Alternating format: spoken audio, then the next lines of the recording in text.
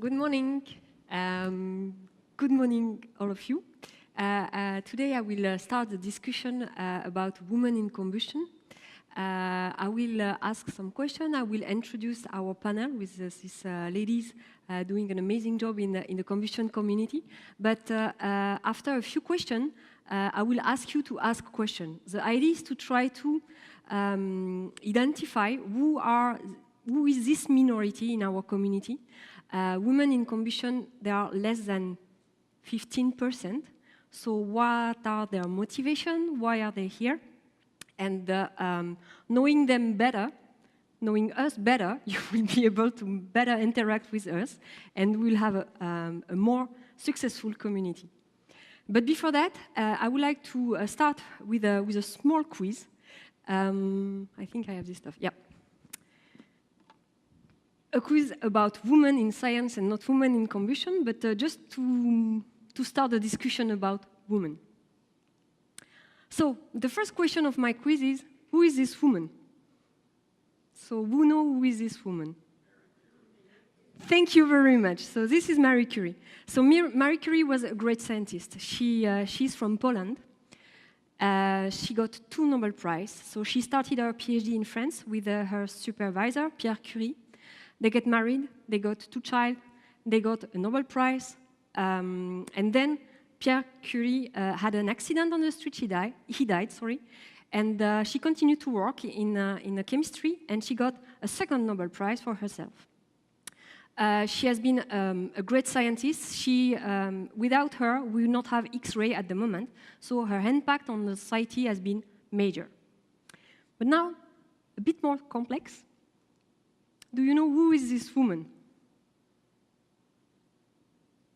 Who knows who is this woman? Except Manny, because I told him. Okay, nobody? Oh, yeah. No. It's a philosopher. Philosopher? Yeah. You know? I think she's famous in the US, from what I heard. No, she's Simone de Beauvoir. Somebody knows Simone de Beauvoir? Okay, so Simone de Beauvoir, she's a philosopher. So Marie Curie was working in the beginning of the 20th century. Simone de Beauvoir was working in the middle of the 20th century. She's a philosopher. She wrote an amazing book, which is called The Second Sex. And in this book, she wrote other books, but this one is really important because she was explaining in this book that men and women are not equal. They are obviously not equal. There is no point trying to make them equal. They are different. But it's not because they are different that you need to have a hierarchy.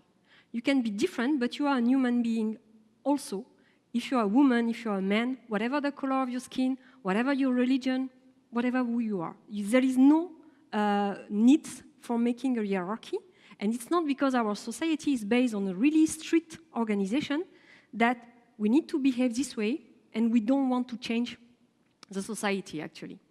So she has a really huge impact. If I talk for myself, these 2 women, they changed my life. Without them, I will not be here today.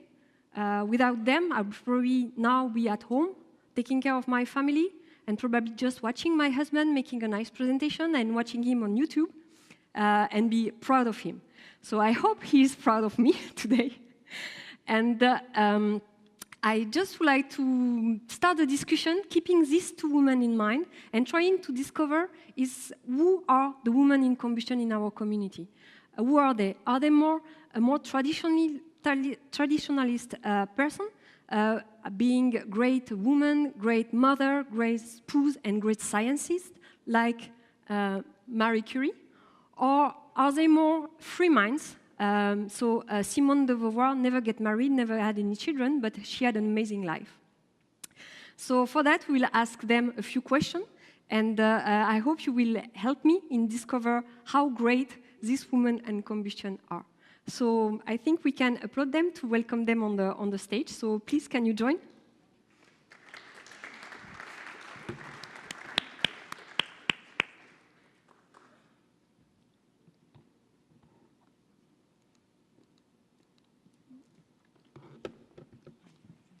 Hello. So I'll not introduce them because they will introduce themselves.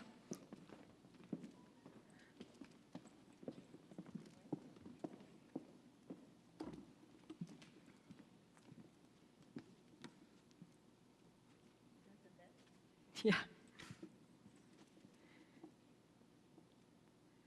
So let's start with Kisley. Who are you? Hello. Is this on? Yeah. Okay. My name is Kelsey Fiesler. I'm a Master's of Science student at Texas A&M University in the U.S. My focus is on spark ignition natural gas engines. And my thesis is specifically on the effects of fuel composition variability and how we can mitigate the effects in order to increase efficiency and decrease emissions. Hello, everybody. Assalamu alaikum wa rahmatullah. My name is Maryam Altaher. I'm Saudi, and I am a lab scientist. I work as a lab scientist in a fuel technology research and development center at Saudi Aramco. My area of research is hydrocarbons oxidation for the onboard cetane number enhancement. My background is chemical science. I hold a master's degree in chemical science here from King Abdullah University of Science and Technology. And yes, as Deanna said, I'm a mother for 2 kids, more of a traditional. Good morning. Can you hear me? Yeah. My name is Violi. I'm a faculty at University of Michigan. Sorry, I lost my voice yesterday. I was born and raised in Italy, and then I moved to United States almost 20 years ago. Moved from Utah. I ended up in Michigan, where I was an assistant professor, and then 3 years ago I became a full professor. It's a pleasure to be here. It has been a great week, and I met some amazing women, and I hope you have the opportunity to learn more about us soon. Pronto? Okay. So, good morning. I'm Corinna Maria Grottola. First of all, I would like to say that I'm not chemical and not mechanical engineer, but I'm environmental engineer, and I've obtained my PhD in chemical engineering in January.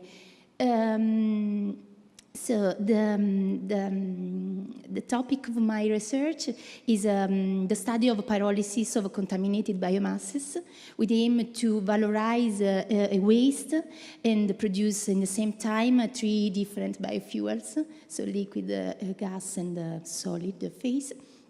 So, and this, with my background from the environmental point of view, I have merged 2 aspects because now I know the technical approach in order to solve the environmental problem, in order to reduce the pollutant in the natural sources as water, soil, and air.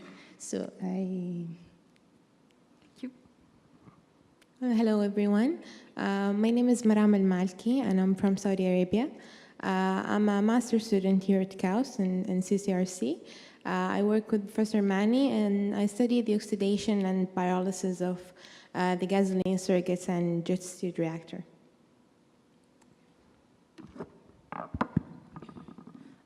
Good morning, everyone. I am Suzane Pereira. I'm from Brazil, Puquirio. And I work with soot diagnostic and soot and laser diagnostic applications to enhance the efficiency of equipment and industries that we can reduce the much pollutant emission. Good morning, everyone. I'm Francesca De Domenico, and I'm a third-year PhD. I currently work at the University of Cambridge, and where I do, and my PhD field topic is thermoacoustics and applied laser diagnostics. I have a background in aerospace engineering, and specifically in space engineering, and I did my studies in Italy, where I was born. Currently, I'm doing an internship period here at KAUST University, where I'm working on applied laser diagnostics. Okay, so thank you very much for this short introduction. We don't have so much time, so we try to be short.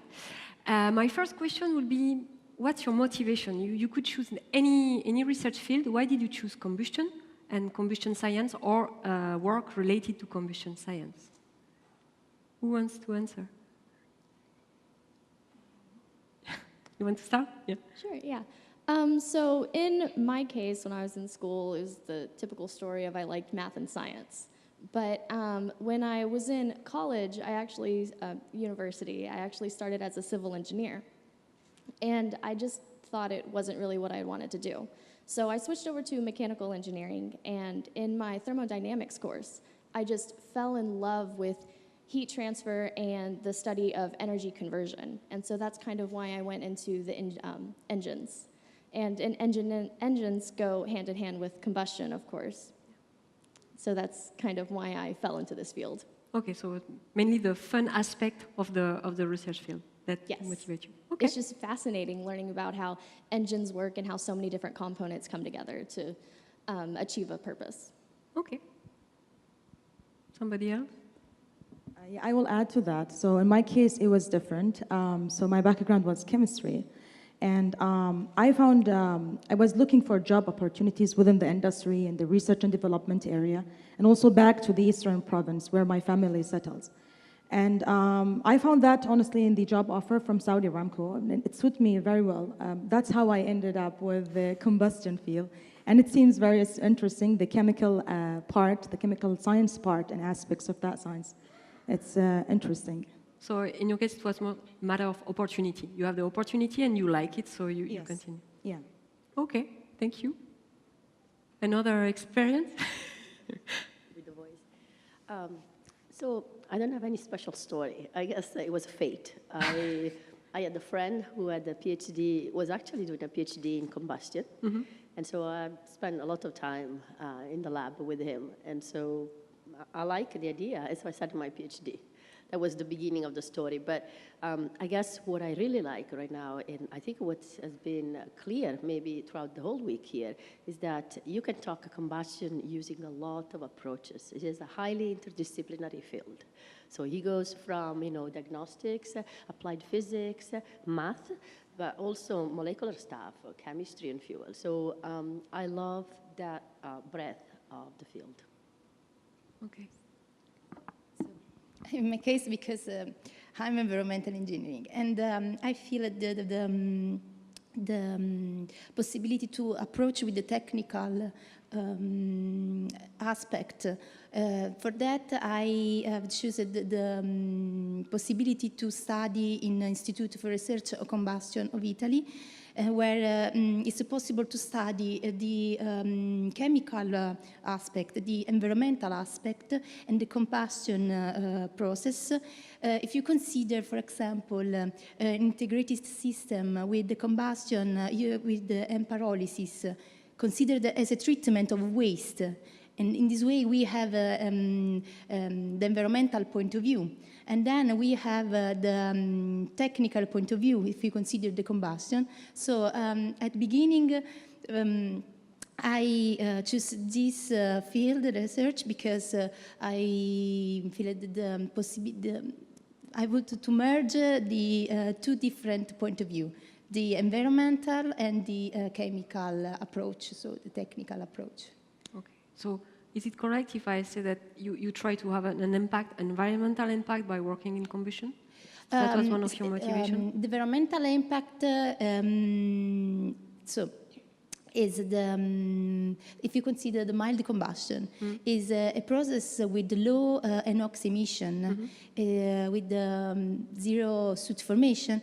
And if you consider that the gas flow was produced by a process that converts the waste in biofuel, is a low impact on the environment. If you consider traditional combustion or traditional fuel. So for that, I'm very present to the choice of my PhD in this research.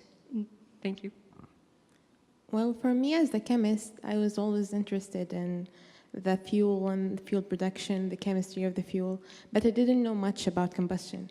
So when I joined KAUST, I found it a good opportunity to learn and do research in the combustion field. And now I'm in my last year in my master's, and I see how everyone is doing a remarkable work in combustion, and I'm glad to be able to participate in it. Okay. I think for me it was like 2 years before graduation. I was applying for an internship in one of the largest energy sugar industries in Brazil. And at that time, I didn't know what I wanted to do career-wise, so I was just weighing my options. So I was studying for this selection process, and then I got to learn more about pollutant emissions. And I was like, why is nobody talking about this? Why this is not news 24/7? So I realized I wanted to do something about it. And at that time, my now advisor was my professor on heat transfer, and he was looking for an undergraduate student to work on a combustion project. So yeah, that's how I ended up in combustion. Okay. When I started my undergrad, I wanted to build rockets like Saturn V, etc. After 4.5 years, I realized that we have never done anything in the lab. So I had like a theoretical background, like a computational background, robotics, but I did not know anything about like real experiments. So when I had to look for my master thesis, I started looking for a research group that was actually doing experiments on fluid dynamics or flames or yeah, something like that. And then I found like my supervisor website, and I got really fascinated by the kind of research that she was doing. So yeah, you can continue because this is my second question. What do you want to achieve in combustion science? What's your goal? I don't know. I mean, I think I want to learn. At this stage of my career, I can't see the end point, but I know that at the current moment, what I'm enjoying is like learning, is like facing problems that people haven't solved or have just partially solved, and try to put my hands on different things, get a lot of experience, and like just increase like my knowledge in the field. After that, I don't know. I want to work in R&D because I think that is more like is closer to like what I want to do in my life. But I don't know whether it will be like an industry or like a lab or academia. But still, I do keep on doing research just for the sake of learning. I think. But did you lose your dream to build a new rocket engine, or? I think it's quite far away. Okay, sorry. No, it's fine. I think I like lasers. I don't think that you can bring lasers into space. Okay. So, yeah, sure. I'm gonna add to what Francesca said, because I think at the beginning of your career at this stage, most of what you do is learning. The field is kind of new for you, so you learn a lot. So for myself, I would say that I'm still exploring and I'm still learning. Yeah, as Francesca said. Okay, so maybe we can start with the discussion about more gender-oriented discussion. So how is it to be a woman in combustion community? So do you think it's an asset or it's a problem mainly for you? Who wants to start with this crucial point? So working in the combustion field it's as the other disciplines, as working in engineering and science, it has its own pros and cons. But to be honest, my opinion, what I think, it's definitely an asset. But why? If you have something that, if you know something that, or that discipline that, if you like it, you're passionate about it, and you're very good at it, then certainly you'll add a value, right? And if you add a value, it doesn't matter whether you are a female or male. Even we are a minority in the combustion field, but as long as we can add value and make difference in that place, it doesn't matter. And we're not here just only to compete. I believe that we are here as females to complete, basically, not only compete. That's how I see it. So it's definitely an asset. Okay, thank you. So I think maybe I'll go back a little bit to your question and answer also this. I think this is a challenging question, put us on the spot, I guess. It's both, I think. What I want to achieve with combustion, maybe answer also your question, yes, research is my interest, I have an impact in it. But the other thing that I value a lot is, especially since I come from the academia, is to show that women are present in academia. That students, to attract students, to show that even if you're a woman and sometimes you try to balance the personal life and the working life, it's possible to do that. I think that's an important point. So that speaks to the asset. So having women in combustion, I think it's a great opportunity for us to, to see that things can change and people can do a lot if they want. Somebody else? Yeah, Francesca. So I would say that yes, is an asset also, especially if you look at some European countries or, I don't know, just countries in which there are regulations for which companies have to add like a sort of percentage of women, etc. So you sort of have a shortcut to enter like some positions. The problem is later. So when you have to actually demonstrate at first to yourself and then to the other that you do actually deserve the position, you have to work 3 times harder to show that you are as strong as a man.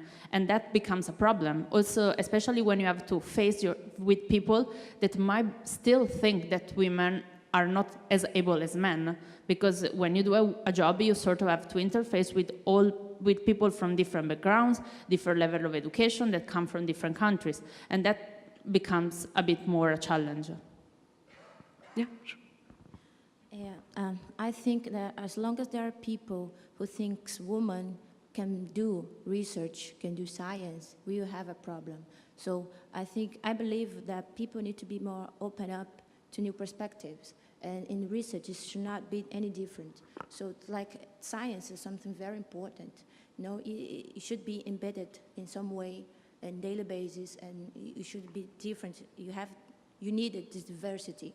For an example, back our lab, on our small lab, we like 7 people working, and out of this 7, 6 are women.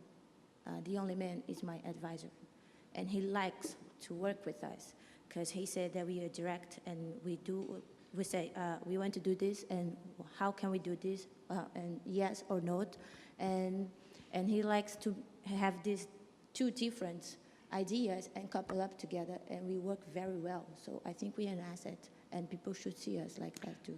Okay, so maybe my question was, okay, I'm sure we are an asset for the combustion community. There's no doubt about that. But personally, for you, you think that being a woman, it was more an advantage by starting to work in this field, or it was a more difficult compared to your friend that were male and working in the same area? Maybe you can have an idea on that?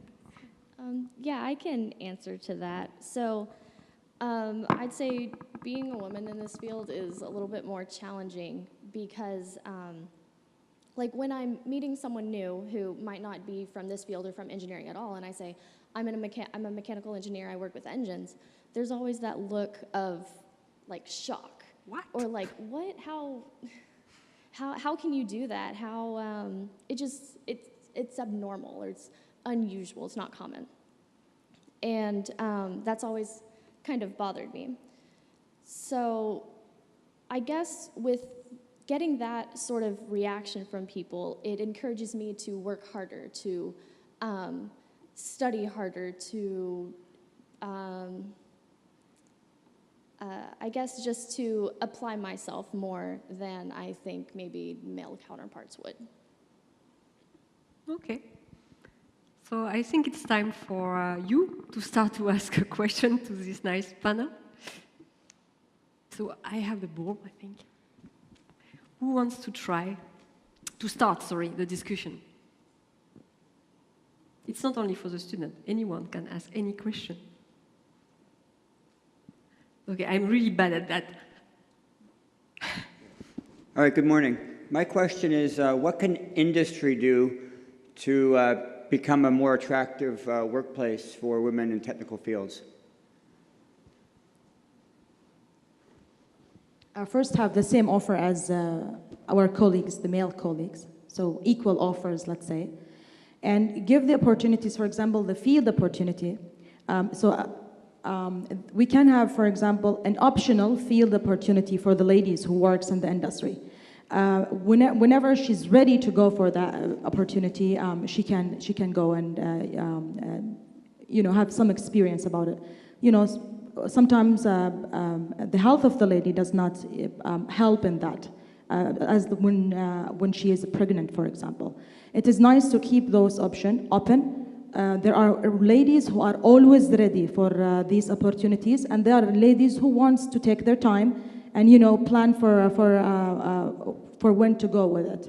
So, and I think Saudi Aramco, honestly, I'm not marketing for the Saudi Aramco here, but honestly speaking, I saw that along the 2.5 years working there with them.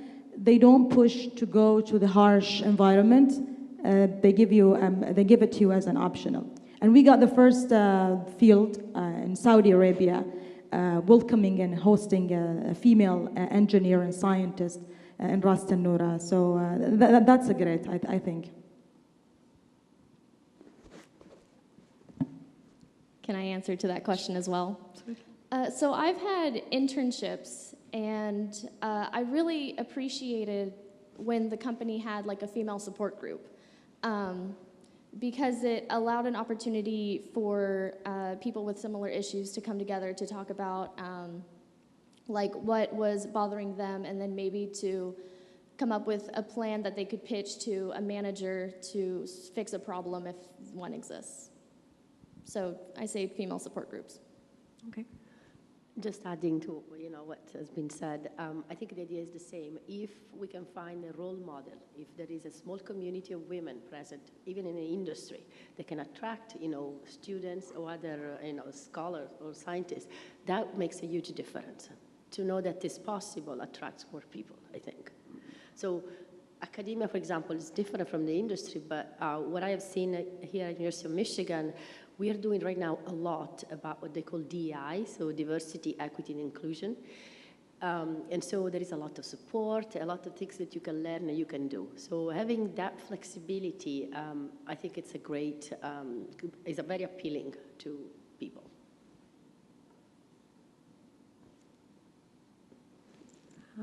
Maybe another question?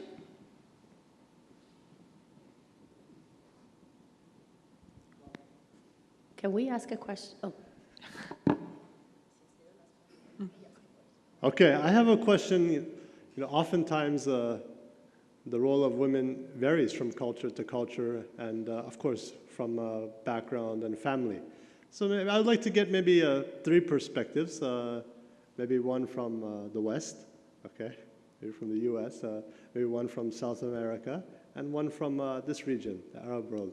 Can you talk to us about maybe the role of the family, and maybe in supporting your careers, or in having certain traditions that make it more difficult for you to pursue your career, and maybe how those things could evolve over time? Start with, yeah, go ahead. So in my case, for example, my family, my friends support me for every choice. For at beginning for the choice of the engineering faculty, and then for the choice to study a PhD in another field. And so I come from Italy, come from Naples, and it's another culture and than the other part of the world. So in my case, I feel the freedom to choose everything to do and to study, and one day I feel the freedom to go in another part of the world easily. So this is my personal experience. Well, for myself, I would say first the environment here in KAUST is supportive for women, and my group and my center is supportive, but outside in other Saudi universities, it would be different.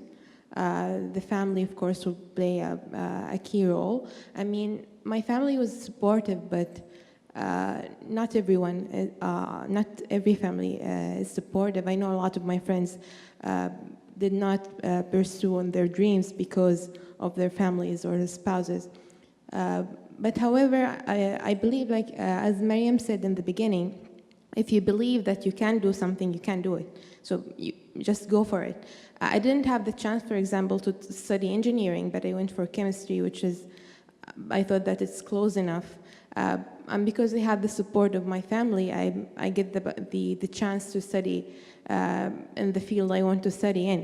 But I would say that although the support of family is important, you have to have the passion and the determination to pursue your dream.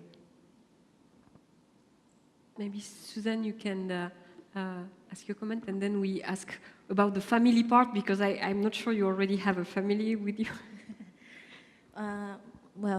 My case actually looks a lot like Corinna, because my family was very, very supportive, and for this since the beginning, and was like, but I know, back in Brazil, there is no all families that support, that have this the support to study it, and it's not in all the fields. Actually, it's just not of them. But I have a family support very strong. They were like, what do you want to do? I was an athlete for like 10 years. So my coach was like, you have to do something with sports. You're very good at it. You have to be that. And I was like, no, I want to be an engineer. And like, why? Why you want to be an engineer? You are very good at what to do. And my mother actually was a very strong person. And she was like, no, she wants to be an engineer. She would be one. So it depends a lot from family, but in general, families in Brazil are very supportive. So yeah, at the beginning of the career, of course, the support of the family is really important. But then when you grow up, when you have your own family, I think it means something different in depending on which part of the world you are. Maybe, Mariam, you can give some comment on that? Yeah, it was not easy having kids starting from the undergrad, and then the second child after I graduated from my bachelor degree, and living as a single mom in US with those two kids, just to challenge myself and to strengthen my skills and study English as a second language, which was honestly a key to enter KAUST, to get an admission in the master degree. And again, I repeated the story. I had the two kids with me here. The husband is in Eastern Province. I have no single family member. Thank God I had a nanny for the kids. It was really hard. I had to finish working at 5 or 6. Sometimes I leave lab at 7 and go directly to sit with the kids and see their needs.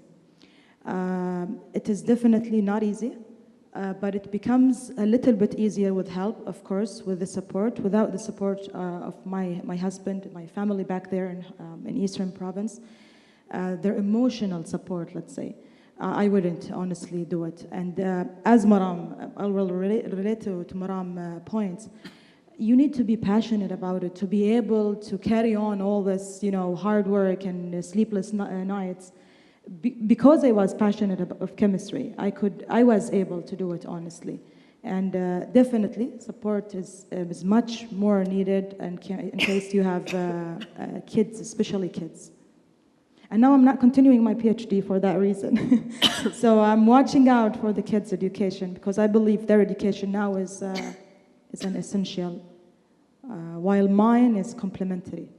My PhD now is complementary. So I will sacrifice those coming few years for them, but then they have to pay it off for me, huh? Maybe, Angela, you have a different experience? Answering Mani's question, it's a function of the culture we go through, but also I think things have evolved over time. So I didn't know that she was from Naples. I just heard it for the first time. So I'm from Naples. I was born and raised in Naples, Italy as well. And when I left Italy, it was almost 20 years ago, it was not easy. I was basically alone. I went by myself one day to United States. So it's not like, taking a plane and 2 hours you're back home. It was a long trip. And money was an issue. So basically, you cannot just buy a ticket and go back. And it was difficult. It was not easy. It was challenging because the culture was different. It was not. I think all the people that were with me in high school are still in Italy, I will say. When I started my undergraduate at the University of Naples, I remember the first class, there were almost more than 200 students. There were 2 women, me and her friend. That was it. So I'm older, I think I'm the oldest here, and things are improving, so I'm so happy to hear, all those wonderful experiences for the younger generation, but before it was not easy, I will say. That's the truth, actually. And over time, I don't know, feel the weight of the culture more than before, I think. You pay, it's a big sacrifice. You have to leave your family, and that's not the idea that you were raised with, especially coming from Italy, from the south, it's not so easy for people to leave. I mean, it's not what usually people do. And so that was, it took courage, emotional, I will say, more than anything else. Maybe a last question before we finish this Women in Combustion session? Question? Yeah, Since sure. They're going to ask a question. Can Absolutely. I ask a question? So maybe just asking the audience, what do you think is the reason why so few women are attracted to this field? We're talking about being a woman in this field, but what if I reverse the question to you and say, in your opinion, why do you think so few women are here? Who wants to answer this nice question? Yep. Bob? I was thinking of the answer. Yeah, thank you. I think I can talk from my experience. I think the way women are raised in different societies is that they are emotional. They would leave their job for their family. Not necessarily that's negative. I'm not saying that's negative or positive. They're less productive. They're not as strong to be in the field. They're not physically strong.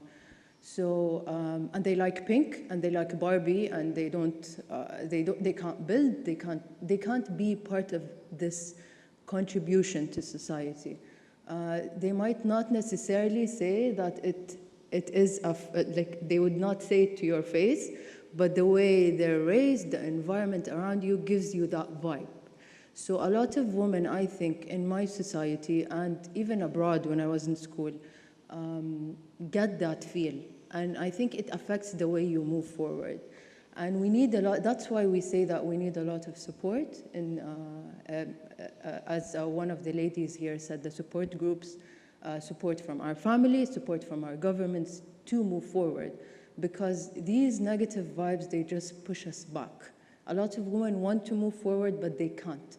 They emotionally can't. The support around them won't push them forward.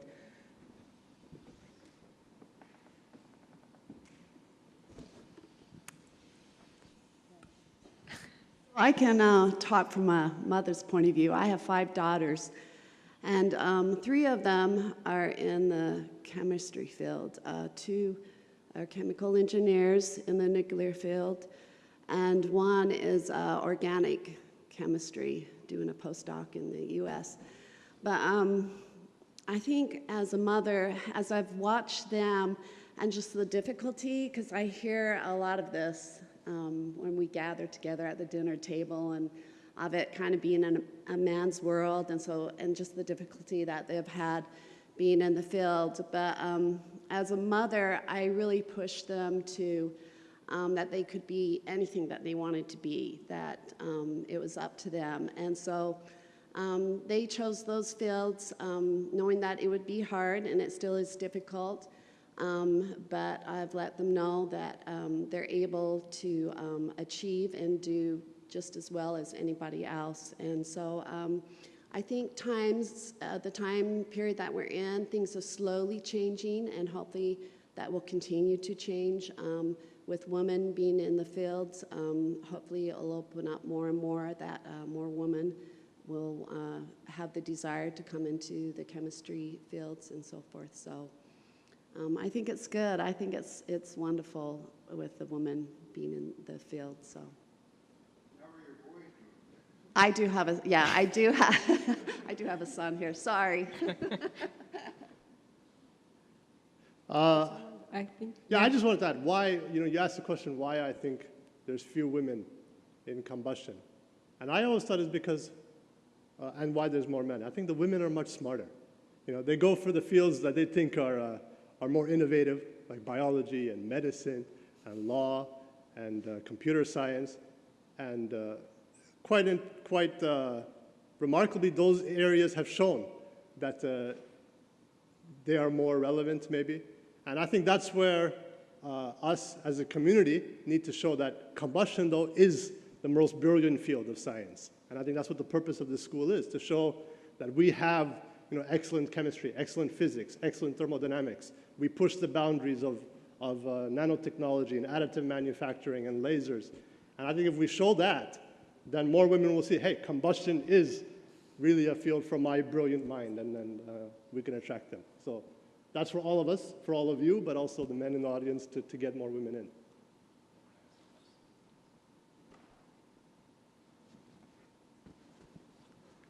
Well, I'm not going to answer the question. I have a statement that I want to hear your opinion about. Humans are, fed sometimes by challenges. Like they love to be sometimes an outsider. The system is not as what they want, but then they challenge it and push their limits, and for creativity and so on. Do you think this some sort of inequality sometimes with men and women have brought us some brilliant women, like talent minds happening that wouldn't be happen, or we wouldn't have them without this maybe inequality? What do you think of that statement? Just my only comment. I think it's great to be part of a minority, because then you have an enemy. I agree with that. Yeah. And you challenge yourself, but we are all minority. So this is just a panel of one specific minority. Each of you are part of a specific minority, and you have to challenge yourself. I fully agree with you. Yeah, but my point is maybe it's not all evil. It's not I agree. Right, but it's challenging, and yeah, absolutely. I agree with you. Some other comment? No. I didn't understand your question, honestly. Are you saying that because we are under pressure, we perform better? Yeah, something like that, yes. Here. Yeah. So, sometimes being a minority, sometimes being an outsider, it's a good driver. Humans usually like to challenge others. Like if you undermined me, I would be more creative. I would push it to. Whereas sometimes if it's expected, it's. Do you think it's why we see a lot of talented, an emerging women in the science field? I think. Is it really a valid point? Or not? Let's say I partially see your point. So I guess personally, when I am under pressure, I perform better. Okay, so that's a point of view. If there is a deadline, for example, I know that I have to meet that deadline and I will work through the night, okay? So there is a point. Some personality are like that. On the other side, be constantly under pressure. We have just a limited amount of resources of energy. If I put all my energy in convincing you every day that I'm good, that I can work through the night, that I can deliver, whatever, then it becomes really stressful. So it's all, if you want to boil down to the amount of energy that you want to put and where you want to put your energy. So having an environment that is more flexible, more friendly, having some support, finding that there are a group of women that have been successful, they found a way to balance life, I think it makes a huge difference. And I know maybe I'm going down to details, but just daycare, asking, that there is a woman there who is a full professor at the University of Michigan, and she has 3 kids. And, she knows where to go to daycare, how to balance life, makes a difference for me. So we know that it's possible. So pressure could be good for some performance, I would say on a short time scale. For a normal life, I would like to be happier and, use my energy for also other things. So I think a key point to the first two comments we had, finding women at mentors and support group is critical to the society. Okay, I would say, as Professor Mani said, I think women like to challenge themselves, whether they were a minority or not. So I think from my point of view, they will be a remarkable woman in each field, whether they were a minority or not. But in general, for everyone, because as Professor Deanna said, we are all minority in somehow, but this challenge would be a motivation for each person to work harder and stuff. But your motivation should come from inside, whether you are a female or a male, because you won't be in life motivated every day from my point of view. So you need discipline. And to have discipline in your life, you have to believe in something and you be motivated from the inside, not because you're a minority or a majority.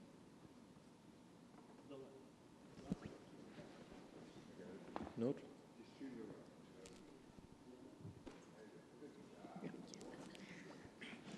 Thank you, ladies, for setting an amazing example, role model for ladies in combustion research. My question is, did it happen to any of you that you had to move away from your female nature to cope with the challenges or to prove something to someone, or what do you think about that? We didn't hear the question you. again, please. Yeah. Did it happen to any of you that any of you had to move away from her female nature to cope with a challenge? What do you mean by female natures? Like going... Well, personally, I believe that it's the female nature is more calm. We can do more like negotiations. Men culture is something somehow different.